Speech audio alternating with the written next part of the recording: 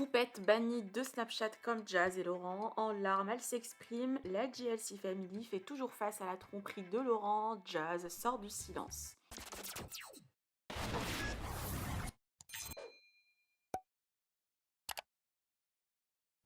L'influenceuse Poupette a été bannie de Snapchat pour avoir violé les conditions d'utilisation.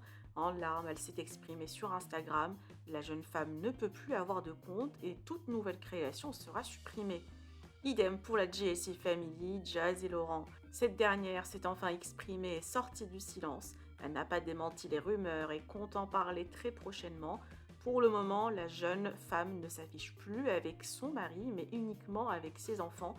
Les blogueurs persistent sur le fait que Laurent l'a encore trompée. Alors, que se passe-t-il chez la JLC Family? Je vous laisse avec sa story et celle de Poupette. Vous pouvez partager vos avis en commentaire et n'oubliez pas de liker la vidéo et de vous abonner à la chaîne. C'est passé mes poupettes, mais là c'est fini, le compte il a été supprimé, il se remettra jamais, ils m'ont même dit que je pouvais plus faire de compte, ça veut dire qu'à chaque fois qu'il y aura ma tête, ça va se supprimer, c'était mon réseau social préféré.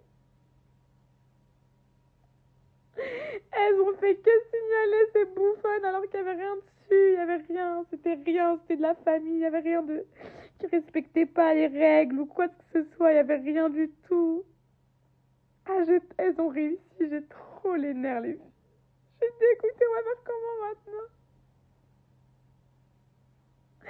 L'adresse mail elle existe même plus et tout.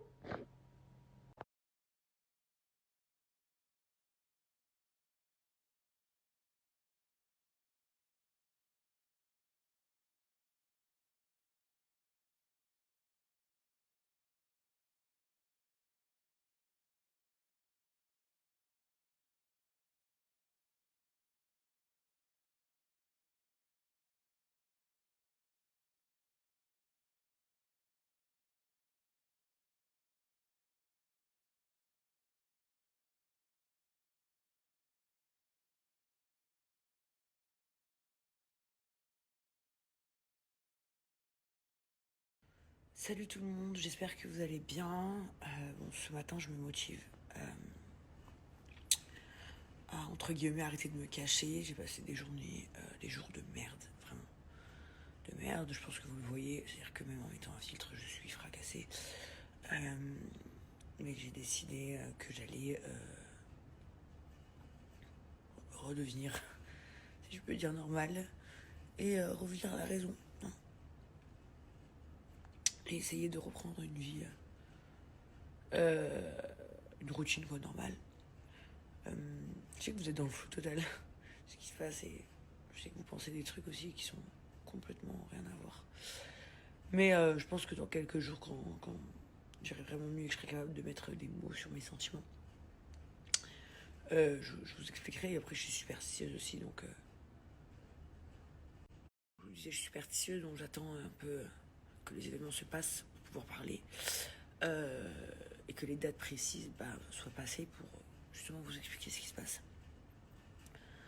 Du coup, voilà, je voulais juste vous dire que parfois ça nous arrive tous de vraiment avoir l'impression de tomber au fond d'un trou, un ravin, un puits dont on n'arriverait pas à sortir, avoir l'impression d'avoir la tête à 8000 mètres sous sol.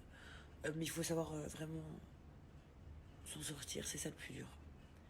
C'est-à-dire que beaucoup de personnes n'arrivent pas à trouver la force. Je vais pas mentir, je fais pas partie de ces warriors qui trouvent la force comme ça, moi. Non. Mais je vais vraiment essayer.